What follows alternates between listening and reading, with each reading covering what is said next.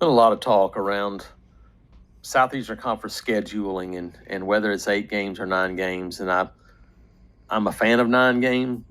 I think now because of this playoffs, I think it's something that you can survive another loss. And yeah, the league's going to have a lot more losses. But I think it's okay. I do think the biggest part of this is something to talk to with a couple of folks is that in a 9 game scheduling scenario, you would have the ability, if you stayed in the school for 4 years, to play everybody else in the league before you were done. I think that's such a valuable part of this that maybe is getting overlooked.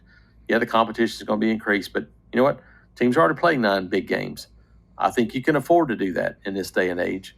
And heck, I'm all for something I heard on one of the national shows this week is like said, look, have the SEC Big Ten challenge and do it in football, and then do it for 2 years, and then go to the ACC for 2 years, and then go to the Big 12 for 2 years. I think you can do that nowadays.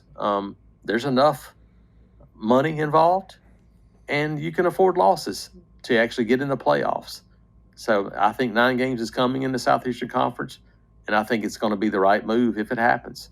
Um, you have those opportunities now to play these big games, and they're not as costly if you lose. So as we move forward, if you get to that 9th game, then you're going to have some opportunities to play a Texas, to play some of these teams that, hey, to get Florida and Tennessee back on the schedule more often, games that were staples of Auburn football and rivalry games that we don't get to see very much anymore.